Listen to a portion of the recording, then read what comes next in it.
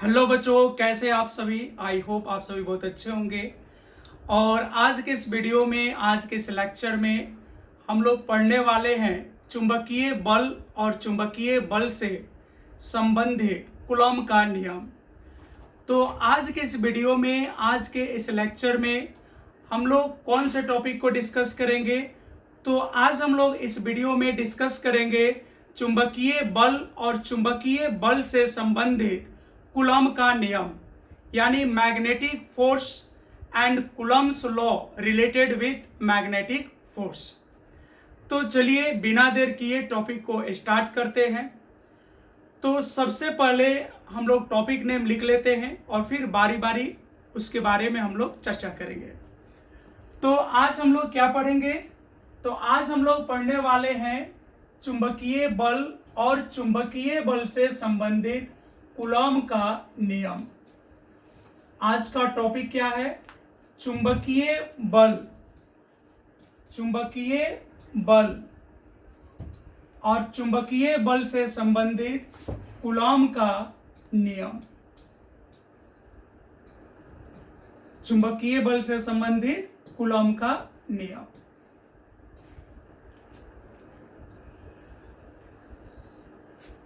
तो जैसा कि सबको पता है,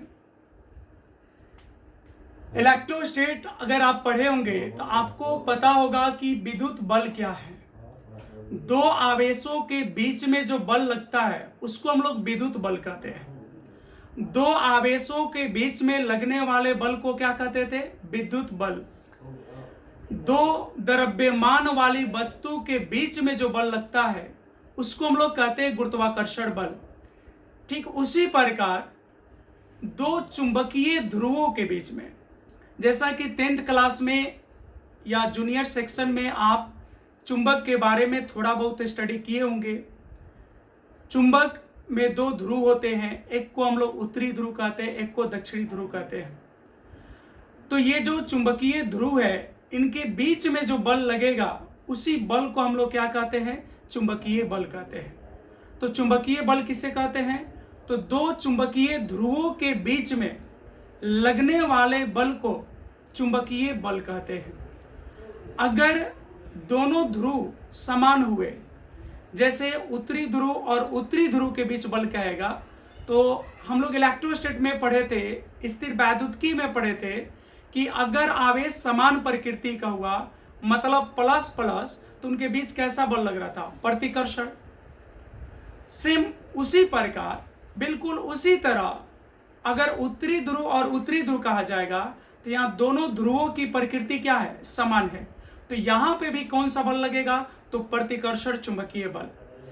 हम लोग इलेक्ट्रोस्टैट में पढ़े थे कि अगर एक आवेश प्लस और एक आवेश माइनस हुआ, यानी जब विपरीत प्रकृति के आवेश होंगे तो उनके बीच में आकर्षण विद्युत बल लगता है। सिमिलरली, बिल्कुल उसी तरह अगर एक ध्रुव उत्तरी हो और एक ध्रुव दक्षिणी हो, या बोल सकते हैं कि जब विपरीत प्रकृति के ध्रुव हो तो उनके बीच में आकर्षण बल लगता है। यानी आपके सामने बिल्कुल इलेक्ट्रोस्टैट रिपीट होने वाला है, बिल्कुल सेम कॉन्सेप्ट पे, उसी कॉन्सेप्ट पे यह आधारित है। तो आपका डिफिनेशन अब तैयार है। दो चुंबकीय ध्रुवों के बीच, किनके बीच?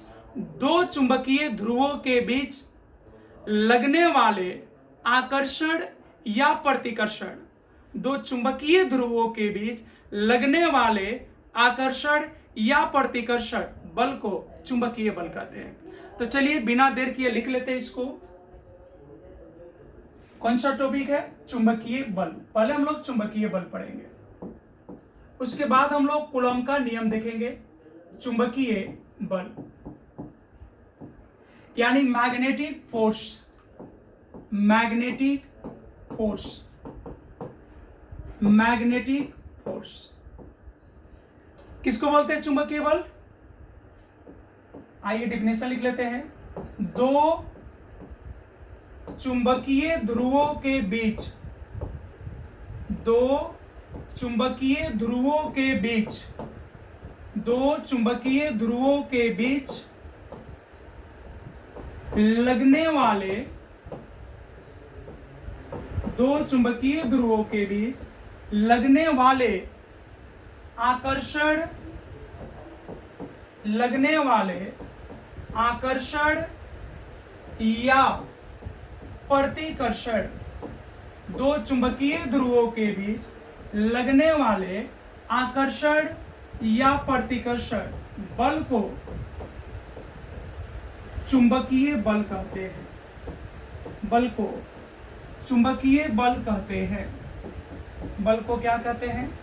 चुंबकीय बल कहते हैं।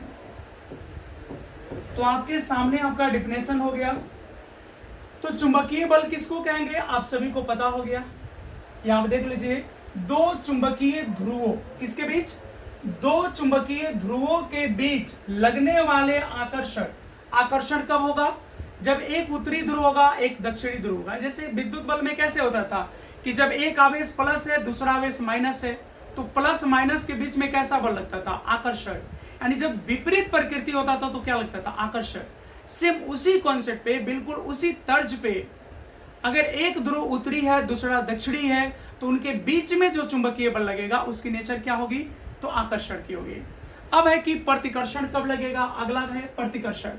तो जैसे प्लस प्लस, माइनस माइनस, जब समान प्रकृति का आवेश थे तो वहां क्या लग रहा था? प्रतिकर्षण। सेम उसी कॉन्सेप्ट पे जब एक उत्तरी और जब दोनों ध्रुव उत्तरी हो जाए या दोनों दक्षिणी हो जाए तो वहां पे क्या लगेगा? प्रतिकर्षण। यानी जब समान प्रकृति के ध्रुव होंगे, जब समान ध्रुव होंगे तो वहां पे क्या लगेगा? प्रतिकर्षण। तो आपका डिफिनेशन आपके सामने है, दो चुंबकीय ध्रुवों के बीच लगने वाले आकर्षण या प्रतिकर्षण बल को चुंबकीय बल कहते हैं। अब प्रश्न है कि कब आकर्षण और कब प्रतिकर्षण होगा। तो आइए इसको नोट कर लेते हैं, इसको यहां पे नोट कर लेते हैं। समान प्रकृति, समान प्रकृति वाले चुंबकीय ध्रुवों के बीच, समान प्रकृति वाले चुंबकीय ध्रुवों के बीच क्या लगेगा? बोलिए। तो जब समान प्रकृति, यानी जैसे मान लो वहां इलेक्ट्रोस्टैट में पढ़े थे प्लस प्लस, तो प्रतिकर्षण, ठीक है। तो समान प्रकृति वाले चुंबकीय ध्रुवों के बीच क्या होगा? प्रतिकर्षण।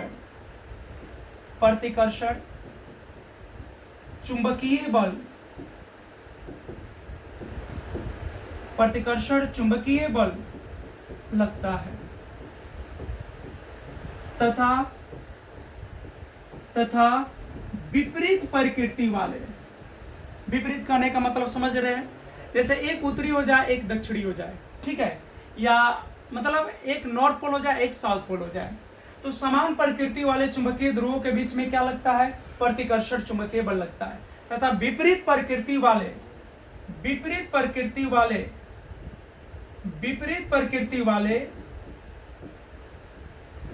चुंबकीय ध्रुवों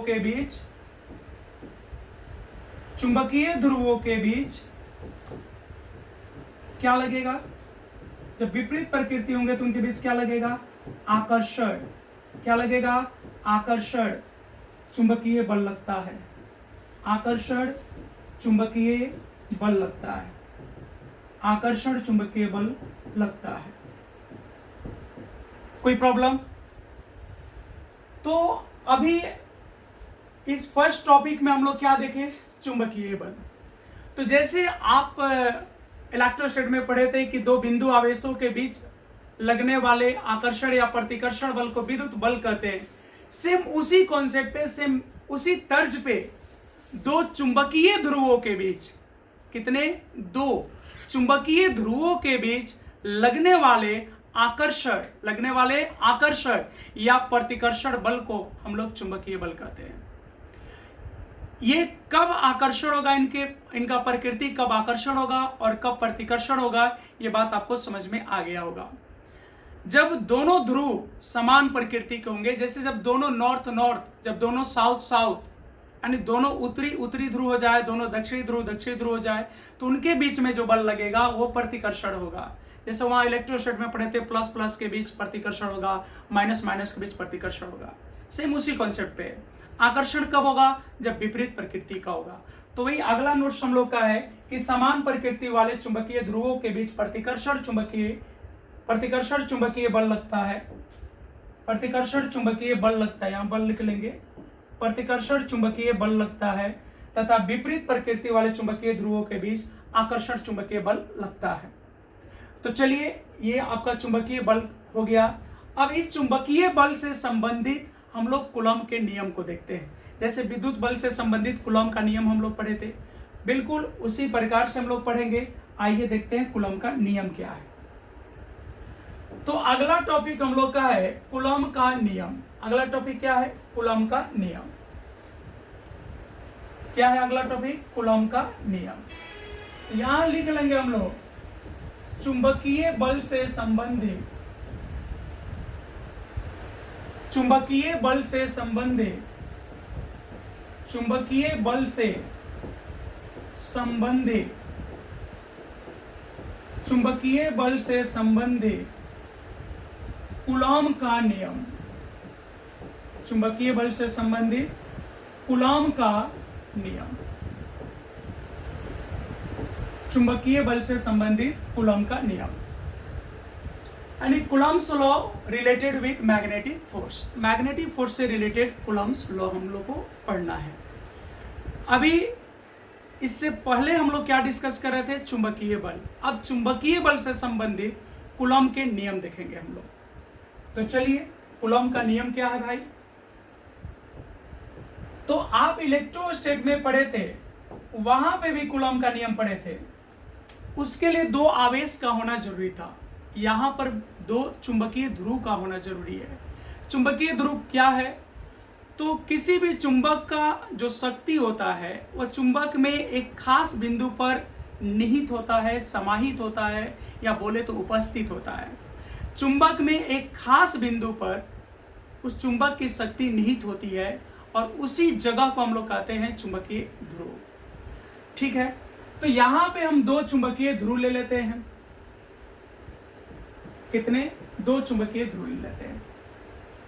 ठीक है, कितने चुंबकीय ध्रुव ले लेते हैं? यहां पे दो चुंबकीय ध्रुव हम लोग ले लेते हैं। दो चुंबकीय ध्रुव ले लेते हैं।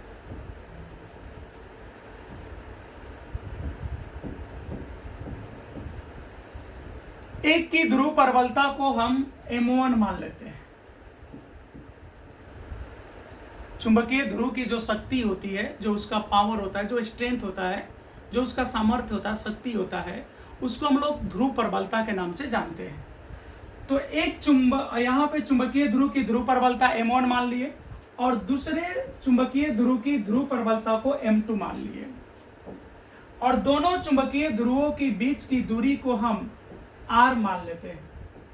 इलेक्ट्रोस्टैट में भी ऐसा पढ़े थे, यहाँ पे दो आवेश ऐसे ले लेते थे, एक को Q1 मान लेते थे, एक और आवेश ले लेते थे, उसको हम Q2 मान लेते थे, बीच की दूरी को हम लोग R मान लेते थे। ऐसा फिगर तो पढ़े थे। तो वहां पर हम देखे थे कि यहाँ पे दोनों चुंबकीय ध्रुव जो है, जो आवेश है, विद्युत आवेश है, ये एक दूसरे पे बराबर बल लगाते थे according to Newton's third law. Newton के तृतीय गति नियम के अनुसार दोनों आवेश एक दूसरे पे बराबर बल लगाते हैं। ये हम लोग इलेक्ट्रोस्टैट में देखे थे। बिल्कुल उसी प्रकार से ये दो जो चुंबकीय ध्रुव है, ये दोनों भी एक दूसरे पे बल लगाते हैं। ठीक है, तो यहाँ इस पे फोर्स को मान लेते हैं F लगा, और इस पे भी फोर्स को मान लेते हैं F, क्योंकि न्यूटन के तृतीय नियम के अनुसार दोनों चुंबकीय ध्रुव एक दूसरे पर बराबर बल लगाएंगे। ठीक है, तो यहां भी F लगा और वहां भी F लगा, दोनों जगह F। अब है कि इसका कथन क्या है? तो आप बताओ, इलेक्ट्रोस्टैट में विद्युत बल से संबंधित कूलॉम के नियम का कथन क्या था? तो विद्युत बल से संबंधित जो कूलॉम का नियम हम लोग पढ़े थे वह ये था कि दो बिंदु आवेशों के बीच लगने वाला विद्युत बल दोनों आवेशों के परिमाण के गुणनफल के समानुपाती होता है और उनके बीच की दूरी के वर्ग के व्युत्क्रमानुपाती होता है। बिल्कुल वही कॉन्सेप्ट यहां पर भी है। वहां पे बिंदु आवेश बोल रहे थे और यहां पर बोलना है चुंबकीय ध्रुव, और बाकी सब वही बोल देना है। तो क्या हो गया डिफिनेशन यहां पे? तो यहां पर हम लोग बोलेंगे कूलॉम के नियमानुसार या कूलॉम के कथनानुसार दो चुंबकीय ध्रुवों के बीच, किसके बीच? दो चुंबकीय ध्रुवों के बीच लगने वाला चुंबकीय बल, दोनों चुंबकीय ध्रुवों के ध्रुव प्रबलता, ये जो M1 M2 लिखे क्या है? ध्रुव प्रबलता के परिमाण के गुणनफल के समानुपाती होता है और उनके बीच की दूरी के वर्ग के व्युत्क्रमानुपाती होता है। बिल्कुल वही। तो चलिए स्टेटमेंट को लिखते हैं और फिर हम लोग समझेंगे। तो क्या कथन है वहां पे? तो यहां लिख लेते हैं कूलॉम के नियमानुसार,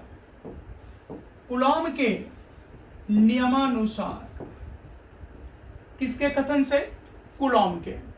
क्या स्टेटमेंट है भाई? तो कूलॉम के नियमानुसार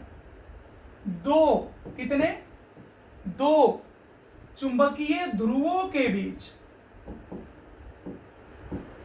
दो चुंबकीय ध्रुवों के बीच, जैसे यहां पे एक ये लिए है चुंबकीय ध्रुव और एक ये, इसकी ध्रुव प्रबलता M1 है और इसकी M2 है। दो चुंबकीय ध्रुवों के बीच, दो चुंबकीय ध्रुवों के बीच लगने वाला, दो चुंबकीय ध्रुवों के बीच लगने वाला चुंबकीय बल, दो चुंबकीय ध्रुवों के बीच लगने वाला चुंबकीय बल, दो चुंबकीय ध्रुवों के बीच लगने वाला चुंबकीय बल, दोनों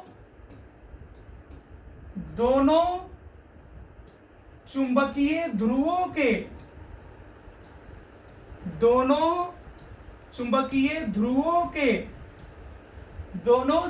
ध्रुवों के ध्रुव प्रबलता, यहां M1 M2 जो लिखे हैं ये ध्रुव प्रबलता है। क्या है ध्रुव प्रबलता? तो आप चुंबक में अगर छोटे छोटे कील को लेकर डालोगे चुंबक पे अगर, तो पूरे चुंबक पे समरूप नहीं, मतलब उसके संपर्क में जो कील आएंगे लोहे के वह समरूप नहीं होंगे। आप देखिएगा कहीं पे किनारे साइड जो होगा वहां पे ज्यादा कील एकत्रित हो जाएंगे और बीच में थोड़ा कम रहेगा और साइड में फिर ज्यादा होगा, किनारों पे ज्यादा होगा। तो जहां पे उसकी शक्ति ज्यादा है उसी को हम लोग चुंबकीय ध्रुव कहते हैं, और उसकी जो शक्ति है, जो उसका सामर्थ्य है, जो उसका स्ट्रेंथ है, उसका जो पावर है, उसको हम लोग कहते हैं ध्रुव प्रबलता। ठीक है। तो यहाँ पे क्या लिखे? कूलॉम के नियमानुसार दो चुंबकीय ध्रुवों के बीच लगने वाला चुंबकीय बल, दोनों चुंबकीय ध्रुवों के ध्रुव प्रबलता, दोनों चुंबकीय ध्रुवों के ध्रुव प्रबलता, इसको किससे सूचित करते हैं? M। ध्रुव प्रबलता के परिमाण, ध्रुव प्रबलता के परिमाण के गुणनफल के, ध्रुव प्रबलता के परिमाण के गुणनफल के समानुपाती, गुणनफल के समानुपाती, गुणनफल के समानुपाती, गुणनफल के समानुपाती, या इसको अनुक्रमानुपाती भी बोल सकते हैं, समानुपाती होता है तथा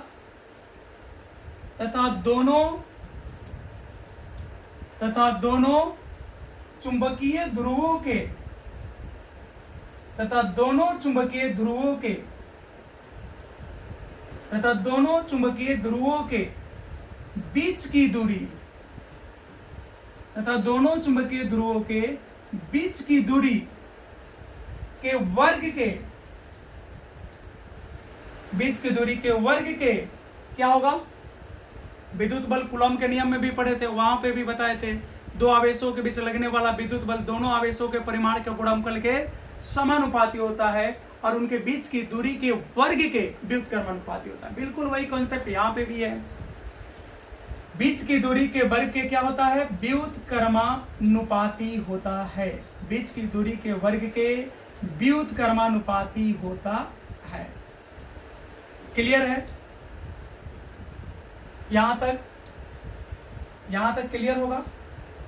चलिए अब थोड़ा सा देख लीजिए यहां पे।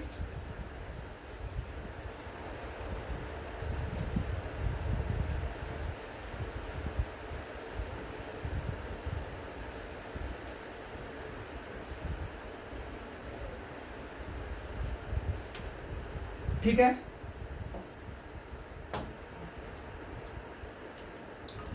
यहाँ विद्युत बल, सॉरी जो चुंबकीय बल है उसको F वेक्टर, यहाँ पे ये F वेक्टर। तो कूलॉम का कथन क्या था, एक बार रिपीट कर लीजिए। कूलॉम के नियमानुसार, किसके नियमानुसार, कूलॉम के, दो चुंबकीय ध्रुवों के बीच लगने वाला चुंबकीय बल, दोनों चुंबकीय ध्रुवों के, किसके, दोनों चुंबकीय ध्रुवों के ध्रुव प्रबलता, जिसको क्या लिखते हैं हम लोग, स्मॉल m, के परिमाण के गुणनफल, ये वहां पे भी मिला था इलेक्ट्रोस्टैट में, परिमाण के गुणनफल के क्या होता है, तो समानुपाती होता है। और उनके बीच की दूरी, और दोनों चुंबकीय ध्रुवों के बीच की दूरी, दोनों चुंबकीय ध्रुवों के बीच की दूरी के वर्ग के व्युत्क्रमानुपाती होता है। ठीक है, तो चाहे कोई भी बल हो उसको हम लोग क्या लिखते हैं, F। या इस बात को अगर हम लिखे अर्थात, तो ऐसे लिख सकते हैं, अर्थात क्या लिख सकते हैं, F। बल को क्या लिख दिए, F, बल को क्या लिखे, F, समानुपाती। अब कह रहे हैं कि चुंबकीय ध्रुवों की ध्रुव प्रबलता, तो बताओ यहां पे एक चुंबकीय ध्रुव माने हैं, इसकी ध्रुव प्रबलता क्या माने, M1। दूसरा क्या है, यहां चुंबकीय ध्रुव माने, इसकी ध्रुव प्रबलता क्या, M2। तो यहां कथन है हम लोग का क्या, दोनों चुंबकीय ध्रुवों की ध्रुव प्रबलता के परिमाण के गुणनफल के समानुपाती होता है। तो यहां पे देखो, यहां पे लिखा है अनुसार दो चुंबकीय ध्रुवों के बीच लगने वाला चुंबकीय बल, दोनों चुंबकीय ध्रुवों के ध्रुव प्रबलता, तो एक की ध्रुव प्रबलता क्या माने, M1, दूसरे क्या माने, M2, और इनका परिमाण के गुणनफल। तो अगर किसी भौतिक राशि का परिमाण चाहिए तो हम लोग उसको मॉड के अंदर लिखते हैं, मॉडलस यानी मापांक के अंदर लिखते हैं। ठीक है, जैसे कैसे वहां पे इलेक्ट्रोस्टैट में लिखते थे कि आवेश के परिमाण, दोनों आवेशों के परिमाण, तो वहां लिखते थे mod Q1 into mod Q2। तो यहाँ क्या हो जाएगा, क्या हो जाएगा, mod M1 into mod M2, दिख रहा है। चलिए अपॉन क्या हो जाएगा, R², बटन हो गया R²। अब इस रिलेशन को हम आगे बढ़ाएंगे तो हम लोग को मैथमेटिकल मिल जाएगा। तो चलिए अब नेक्स्ट पेज पे ले चलते हैं। आपको यहां तक प्रॉब्लम नहीं होनी चाहिए, अगर प्रॉब्लम होगा तो वीडियो को रोक लीजिएगा और फिर उसको एक बार देख लीजिएगा। ठीक है, आ जाना चाहिए आपको, क्योंकि ये बिल्कुल इलेक्ट्रोस्टैट के कॉन्सेप्ट पे आधारित है। तो चलिए आगे हम इस रिलेशन को F समानुपाती mod M1 into mod M2 upon R²। ठीक है, अब इसको हम आगे थोड़ा सा बढ़ाते हैं तो हो जाएगा, हमारा रिलेशन क्या था, हमारा रिलेशन था F समानुपाती। तो अगर समानुपाती चिन्ह को हम हटा दें तो बदले में सबको पता है एक नियंतांक आएगा।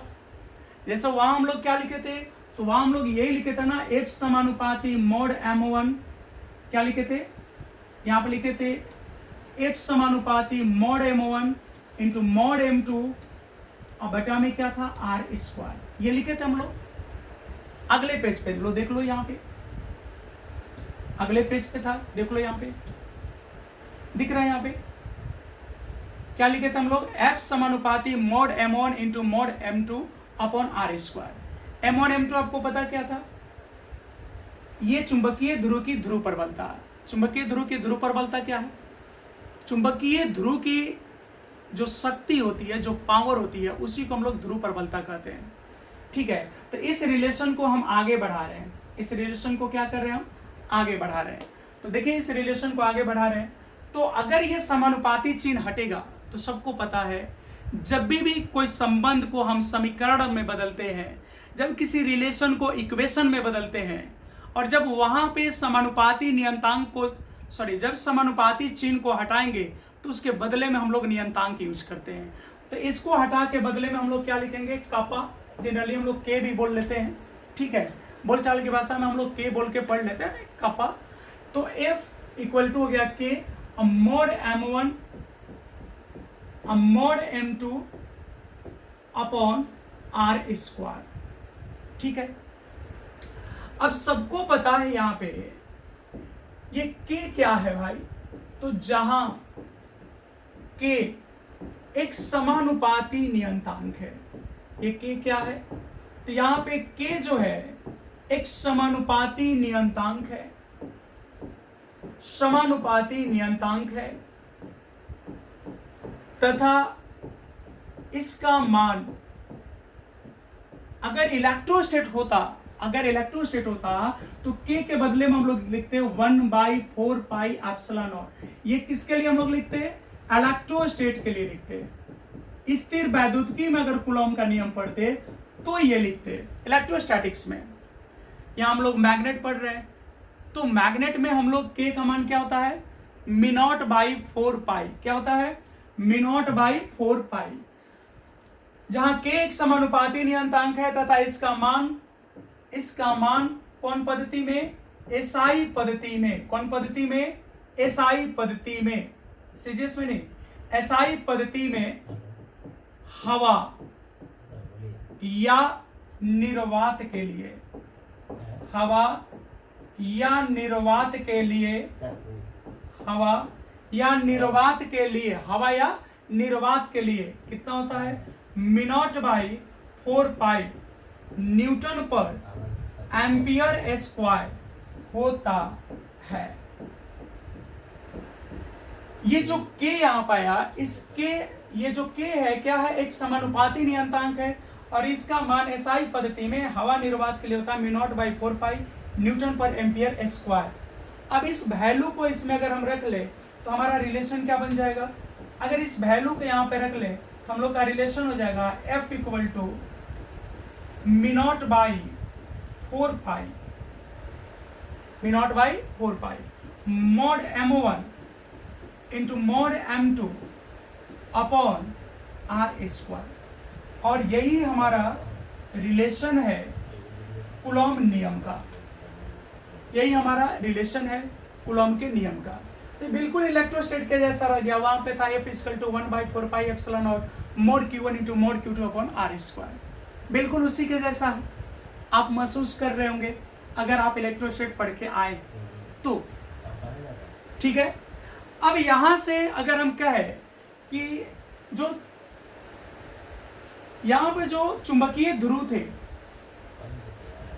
अगर इस चुंबकीय ध्रुव में, अगर दोनों चुंबकीय ध्रुवों के बीच में कोई माध्यम फिलअप कर देते, जैसे मान लो यहां पे हम कोई पदार्थ भर देते, कुछ भी कोई चुंबकीय पदार्थ भर देते हैं, तो अब इनके बीच जो लगने वाला बल है वो तो बदल जाएगा। तो चलिए कोई मीडियम को फिलअप करके हम इसके बारे में पढ़ लेते हैं। तो यहां हम लोग नोट कर लेते हैं, यदि यहां पे यदि दोनों चुंबकीय ध्रुवों के बीच, यदि दोनों चुंबकीय ध्रुवों के बीच, यदि दोनों चुंबकीय ध्रुवों के बीच, दोनों चुंबकीय ध्रुवों के बीच म्यू आर कितना, इलेक्ट्रोस्टेट में हम लोग पढ़ते थे एप्सिलॉन आर, याद होगा ये टर्म। यहां पे क्या है, म्यू आर, ये था आपेक्षिक विद्युतशीलता और इसको बोलते हैं आपेक्षिक चुंबकशीलता। सेम बिल्कुल कॉन्सेप्ट मिलता जुलता है। तो यदि दोनों चुंबकीय ध्रुवों के बीच में क्या हो, म्यू आर, आपेक्षिक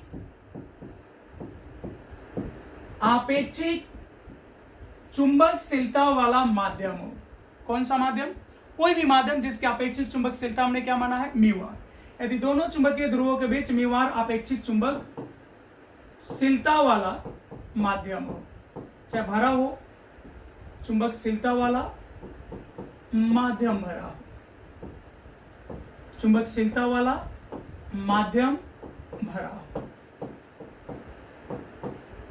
तो क्या होगा। अब इस बल को देखिए, अब इस फॉर्मूले में क्या हो जाएगा, तो हमारा फॉर्मूला हो जाएगा F इक्वल टू,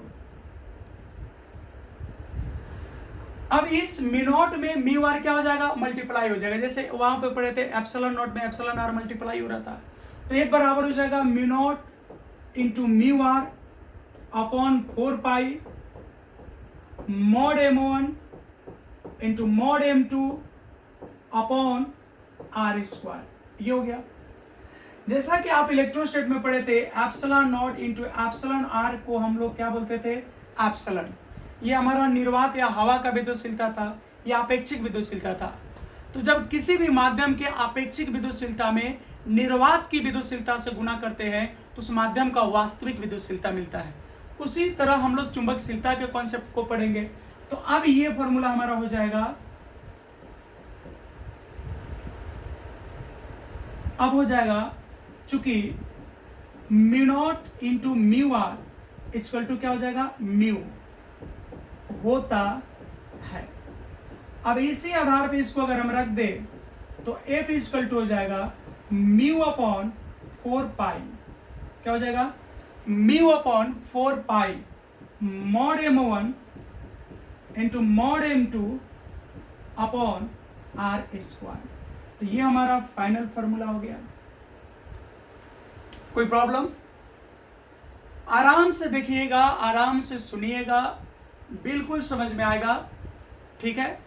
अब यहाँ पे चूंकि सबको पता है कि हम लोग बल के बारे में पढ़ रहे हैं, और आप सभी को पता होगा कि जो बल है वह कैसी राशि है, सदिश राशि है। बल कैसी राशि है, सदिश राशि है।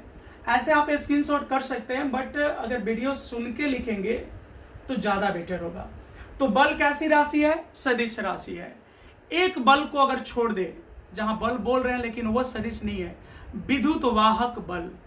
अगर विद्युत वाहक बल को हम छोड़ दें, यानी अगर इसको अपवाद में ले ले, तो उसके बाद हमारे भौतिकी में जितने भी बल है सभी क्या है, सदिश राशि है। तो यहाँ पे हम इस फॉर्मूले को किस फॉर्म में बदलेंगे, सदिश रूप में। तो F इक्वल टू कितना है, mu upon 4 pi mod m1 into mod m2 upon R square. तो चलिए अगले पेज की ओर चलते हैं। अब इस बल का हम सदिश रूप लिख रहे हैं। कौन सा रूप लिख रहे हैं, सदिश रूप, यानी वेक्टर फॉर्म, सदिश रूप में। तो F इक्वल टू क्या था, म्यू अपॉन 4 पाई। अब आपको अगर सर हवा के लिए रहे तो हवा के लिए रहेगा तो म्यू नॉट ले लेना है, ज्यादा टेंशन नहीं लेना है। उसके बाद हो जाएगा mod m1 into mod m2 upon क्या हो जाएगा भाई, तो आर स्क्वायर। ये तो फॉर्म हम लोग अभी जस्ट पढ़े हैं। अब इसमें क्या है कि ये देखिए म्यू बाई 4 पाई ये स्केलर फॉर्म है, क्योंकि ये एक तरह का नियंतांक है। यहाँ m1 m2 ध्रुव प्रबलता, ये भी अदिश है। तो यहाँ दूरी जो हमारा है वो एक लाइन था, एक सीधा रेखा था, तो उसी को हम लोग स्थिति सदिश मानकर उस दिशा में बल को हम लोग खींचते हैं। यहाँ पे देख लीजिए फिगर, यहाँ पे जो हमारा चुंबकीय बल लगा वह स्थिति सदिश के डायरेक्शन में है। यही हमारा दूरी है, स्थिति सदिश है, यही लाइन उसी दिशा में, एक ये साइड है या फिर वो साइड है ना। तो यहाँ पे हम क्या करेंगे, जब वेक्टर फॉर्म की ओर चलेंगे तो हमारा वेक्टर फॉर्म कौन बन सकता है, तो ये स्थिति सदिश में बदल लेंगे दूरी को। तो ये जब हम एकांक सदिश से मल्टीप्लाई कर देंगे तो फिर ये हमारा वेक्टर हो जाएगा। तो ये आपका चुंबकीय बल का कौन सा फॉर्मूला है, ये सदिश रूप है, जो कि 1 नंबर के लिए आपका काम कर सकता है। ठीक है। अब यहाँ पे हम क्या करेंगे, एक छोटा सा, ये आपका कूलम का नियम हो गया। यहाँ पे एक छोटा सा ऑब्जेक्टिव आपका बन सकता है, ध्रुव प्रबलता, जो कि हम लोग सुन रहे थे, वो पूछ सकता है कि ध्रुव प्रबलता का एसआई मात्रक होता है। बड़ी फेमस क्वेश्चन है ये 12th क्लास के लिए। ध्रुव प्रबलता का एसआई मात्रक है, इसके 4 ऑप्शन आपको मिल जाएंगे। बड़े प्रेम से क्वेश्चन को पूछता है। एक दे देगा न्यूटन पर एम्पियर स्क्वायर, एक दे देगा एम्पियर मीटर, एक दे देगा एम्पियर पर न्यूटन, और डी दे देगा एम्पियर मीटर स्क्वायर। अब आपको बताना है कि ध्रुव प्रबलता का इसमें सही मात्रक कौन है। ठीक है। तो ध्रुव प्रबलता का जो एसआई मात्रक है वो याद रख लीजिएगा आप लोग, एम्पियर मीटर होता है। ध्रुव प्रबलता का एसआई मात्रक क्या होता है, एम्पियर मीटर। तो जैसा कि आप साइंस के विद्यार्थी कहोगे कैसे एक्सप्लेनेशन, तो आइए देख लेते हैं, इसको एक्सप्लेन करके देख लेते हैं। क्यू एम्पियर मीटर होगा। तो आपको पता है चुंबकीय बल का फॉर्मूला था म्यू नॉट अपॉन 4 पाई m1 into m2 upon r square. ये मॉड में था, तो बीमा लिखना है तो मॉड ना भी लिखेंगे तो चलेगा, क्योंकि मॉड हटाने से राशि तो बदलेगा नहीं। हाँ, उसकी प्रकृति जरूर बदल जाती है, माइनस वाला प्लस हो जाता है, प्लस वाला प्लस रहता है। अब ये बताइए, यहाँ पे हमको ये ध्रुव प्रबलता का बताना है। बल, यहाँ पे बल है, बल का मात्रक क्या होता है? न्यूटन। बल का क्या होता है? न्यूटन। म्यू नॉट बाई 4 पाई का मात्रक क्या है? यहाँ पे देख लीजिए, म्यू नॉट बाई 4 पाई का मात्रक जो है वो होता है न्यूटन पर एम्पियर स्क्वायर। देखिए, जब ये बता रहे थे तो लिखे थे यहाँ पे कि के जो था उसका वैल्यू क्या था? Mu naught by 4 pi Newton पर एम्पियर स्क्वायर। तो म्यू नॉट बाई 4 पाई का जो मात्रक होता है वो क्या होता है? न्यूटन पर एम्पियर स्क्वायर। क्या होता है? न्यूटन पर एम्पियर स्क्वायर। आइए इसमें पुट करते हैं। तो ये म्यू नॉट बाई 4 पाई के बदले में हम लोग लिखेंगे न्यूटन पर एम्पियर स्क्वायर, एम्पियर स्क्वायर। ठीक है। और यहां पे आपका ध्रुव प्रबलता छोड़ दीजिए m1 इंटू m2। अब फिर यहां दूरी है तो इसका मीटर हो जाएगा, और चूंकि दूरी का स्क्वायर है तो मीटर स्क्वायर हो गया। अब आपका ये न्यूटन से न्यूटन कैंसिल हो गया। अब इस एम्पियर स्क्वायर और मीटर स्क्वायर को इस साइड ला दीजिए, तो आपका हो गया ampere square I into metre square equal to हो गया m1 into m2, m1 into m2। तो यहाँ पे ध्रुव प्रबलता कितना है? 2 है। तो अगर इसको दोनों ध्रुव प्रबलता को, अगर ध्रुव प्रबलता को m लिखते हैं तो ध्रुव प्रबलता 2 बार लिखा हुआ है तो m स्क्वायर कर दे, तो ये हो गया आपका ampere square into metre square. तो जब एक ध्रुव प्रबलता की बात करेंगे तो ये रूट में हो जाएगा, तो फिर इसको क्या लिखिएगा? Ampere metre. क्या लिखोगे? Ampere metre. ठीक है। तो ध्रुव प्रबलता का जो SI मात्रक होगा वो क्या होगा? Ampere metre. ये बात समझ में आ गई? चलिए, तो यहां पे आपका ये जो न्यूटन का जो चुंबकीय बल और चुंबकीय बल से संबंधित जो कूलॉम का नियम था, ये आपका समाप्त हुआ। और इससे आगे क्वेश्चन और इसके अगले टॉपिक को हम लोग अगले लेक्चर, यानी इस मैग्नेट जो इकाई, जो चुंबकत्व इकाई है, इसके लेक्चर नंबर 2 में देखेंगे। तो फिलहाल आज के लिए इतना ही। मिलते हैं आपसे नेक्स्ट क्लास में, नेक्स्ट कॉन्सेप्ट, नेक्स्ट वीडियो के साथ। धन्यवाद आप सभी का।